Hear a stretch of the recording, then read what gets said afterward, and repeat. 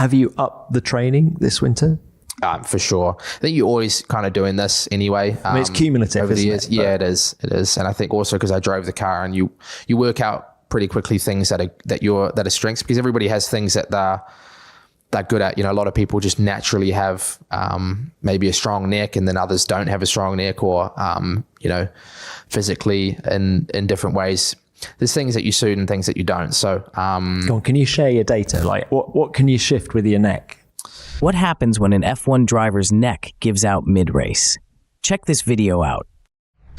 I think 60 kilos, something like that, like laterally, which honestly is not as high as some. I know others lift, can do more. It's more about the endurance of your neck, honestly. Like your Formula One is such a weird, you know, you get in the car at the start of a test, you do a couple of laps and you think, oh, I'm good. I've done a good amount of neck training. I feel good. And within 3 laps, all of a sudden it's gone. And 3 laps ago, you could have sworn that you're physically you were fine, but it's just, it's that endurance that's really, really tough. What does it mean? My neck has gone? Because if you can't hold your head up, you literally can't hold your head up. You can't look to the apex of the corner. The corner's going that way and your head is over here, and there's nothing you can do. No matter how hard you try, you get angry. Like I've got angry in the car before, because I'm like, you know, it's you lose performance when you can't hold your head up, and you're trying to do it, you know, your qualifying lap or something like that. Normally it's not in qualifying, because that'd be pretty bad. It's in a race really where you're going to struggle with it. But yeah, it's really frustrating, because it's not like other muscles where, like if you're in the gym and you're doing a bicep curl and it starts to get really heavy, you can kind of push through a couple more reps and do that. But with your neck, once it's gone, it's just gone. And there's nothing, at least in my situation, there's nothing really you can do. How long does it take to come back? Days. Okay. Yeah, days. It's gone for the weekend. You'll get back in the car, do a couple of laps, and then it's gone again. Yeah, you don't want that. No. I mean, that's like early stages, you know, for me when I first stepped in a Formula One car, when I first tested, and there's just, you know, you do all the training in the world, but nothing can prepare you for it. So I'd like to say now I'm in a more comfortable position, but it's something that, you know, we have to work very, very hard. Ever wonder why so many rookies fade in long races? Neck fatigue destroys their focus and precision. But Max, he's conditioned himself to withstand insane G-forces, which is why he stays in control while others struggle just to keep their heads up. Literally. So when you had no preparation at all for Zandvoort, race number 1 back in 2023, I mean, probably a slight blessing that it was a wet race, but still, how was the neck? I think that the craziest part about that was I was racing in Japan in that year in Super Formula, and the average weight in Japan in that series is so much lower than Formula One. I was heavy, so I went there and they were like, you know, for weight distribution, we need you to lose weight basically. And I was like, you know, I don't really know if I can. You haven't got much to lose. No, I spent that year, that first part of 2023, I was actually like sort of training at a lighter weight than I'd want to be at. And so just to be able to, you know, be competitive in Super Formula. And then I got the call up for F1 the night before, and I hadn't been training for F1 at that point. So for those weeks, it was just a totally different way of training, and it was really, really tough. And when you lose weight, does it come off your neck? Does the muscle come off your neck? Is that one of the first? Neck, it's everything. Okay. Yeah, it's even your arms and your hands. It's your, you know, you need really good core stability, and then it's just your endurance, being able to physically, you know, because when you're pulling a lot of G as well, you can't really breathe. You know, you're doing really high intensity training, but you also can't breathe properly just because of that G. So yeah, it's also very dependent on what track you're at. You know, like a place, that was the year we did Qatar when it was insanely hot. And that was just the hardest thing I've ever done in a race car. What, couldn't breathe because it was so hot? I was, at that point, it was the last race I did, but I was still, you know, I'd been training all year for Super Formula, and then I had to do these races, and Qatar was the hardest, you know, probably physically the hardest race. And we'd done Singapore as well, and everybody said that was the hardest one. And then we went to Qatar, and it was even harder. So it was just the perfect storm. They had the issues with the tires.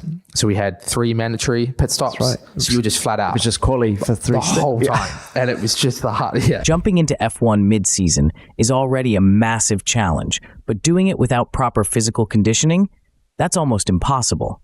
The weight loss from Super Formula meant even core strength and endurance took a hit, and then came Qatar, the hottest, most physically punishing race of the season. That level of adaptation under extreme conditions shows just how demanding F1 really is. I remember looking at my steering wheel. Didn't you not use a drinks bottle back then? And I didn't know how to, I freaked myself out in Zandvoort because I got the tube stuck up my nose. As you told, yeah. So you told us on the show. I didn't, I sorted that one out, I hope. Well, I did, but over those races, I didn't want to use the drink tube just because it kind of gave me nightmares. How do you solve that? Just shorten the tube? Shorten the tube, yeah. I didn't know. And I didn't know then that you could do that, basically. Nobody told me. They just the tube comes with the helmet. And I was like, okay, I guess you just use it, but I didn't know that you had to cut it. So that's stuff you need to know. And you can only find out when you're in Formula One, right? Yeah, unfortunately, I found out in the race. Yeah. Look, you've just come back from testing. Let's talk about the car now.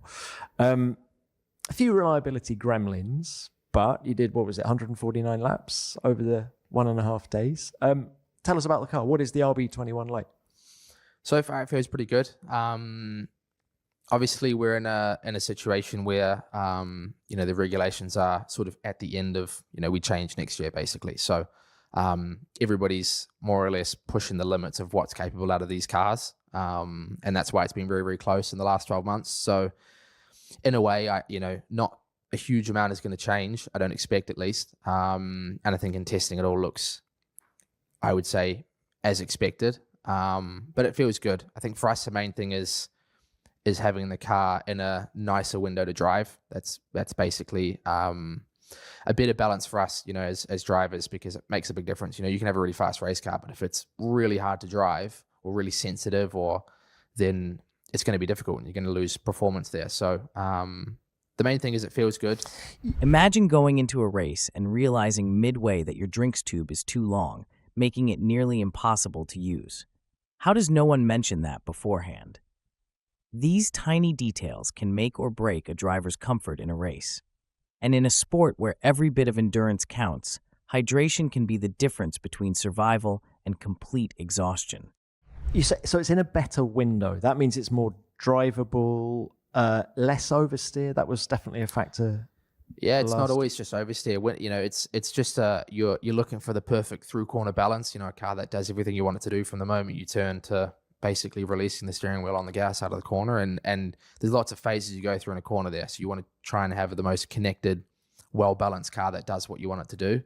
And it feels positive, but obviously you don't really know until you go to Melbourne, until you actually put the car in qualifying, run it in its full, proper performance mode. It was also unseasonably cold, wasn't it, in Bahrain? That was the thing, is it's really hard. What have we actually learned?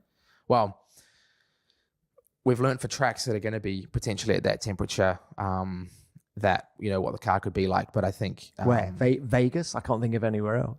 Yeah, Vegas. If it's ever just, Silverstone sometimes can be pretty cold. But then you got different surfaces. Bahrain's a very unique surface. It's very abrasive and harsh. Like, I've never driven a car when it rained, which I've also never driven in the rain in Bahrain. But when it did rain,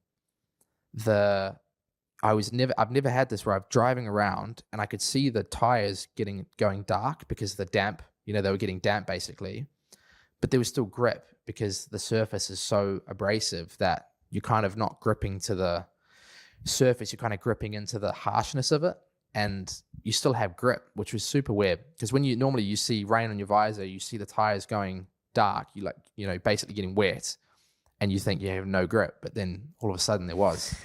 It's like the old Barcelona.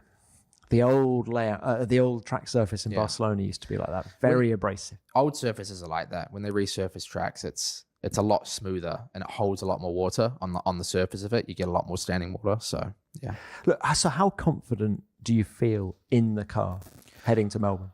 I think as confident as I can be, realistically. I know that, as we said, that there are a bunch of tracks that I've not done. So obviously I'm not going in there thinking that from the very start we're going to be winning races, qualifying on pole and sitting off into the sunset. I know it's going to be extremely tough. So, but for the amount of prep we've done, I think we've done everything we can. So there's really not much more to do for me. I've just got, this awesome opportunity in front of me to make the most of.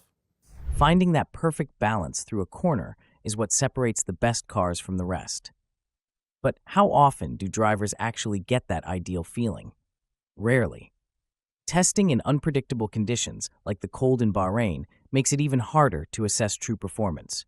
The grip levels change, tire behavior shifts, and the data can only tell you so much. That's why Melbourne is the real test. Will Red Bull's fine-tuning pay off, or will they face unexpected challenges? So it's going to be sunny. At the minute, the forecast is for sun on Friday and Saturday, and then maybe some rain at about race start time, actually, on Sunday. I mean, you can't tell from now. Like the amount of times we check, and we have the most accurate weather forecasting, systems in all of weather, and we still get it wrong.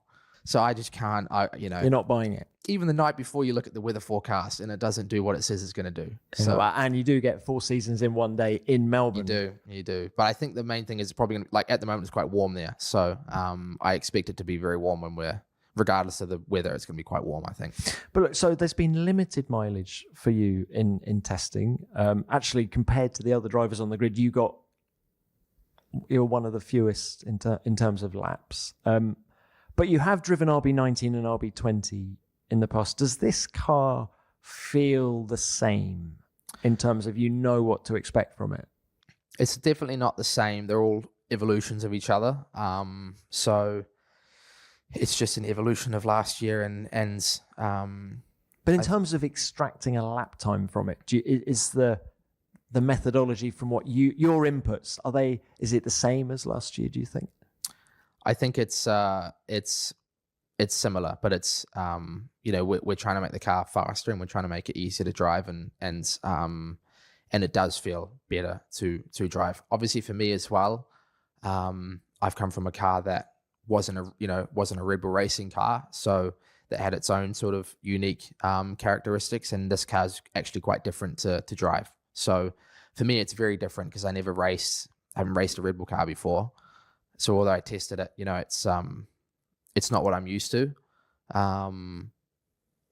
So in a lot of ways, it's going to be new for me. How different is it? I mean, same power unit. It's very. I'm comparing it to the V-carb of last year. It's very different, honestly. It's more different than I think people would expect. Little things make a massive difference, and in the two cars, they have this same sort of steering wheel and, as you say, same power unit and stuff like that. But and a lot of same suspension, but it's the aero wise, it's very, very different, and that makes it Formula One is all about basically about aero, so it is very, very different to drive. Limited testing mileage can be a real challenge, especially when adapting to a completely new car. While the RB20 is an evolution, even the smallest aerodynamic refinements can dramatically alter how the car behaves under pressure. A car that feels balanced in testing might feel twitchy or unpredictable in high-speed race conditions, where every millisecond counts.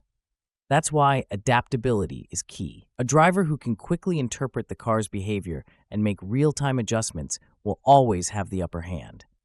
It's not just about outright pace. It's about mastering the machine before anyone else does.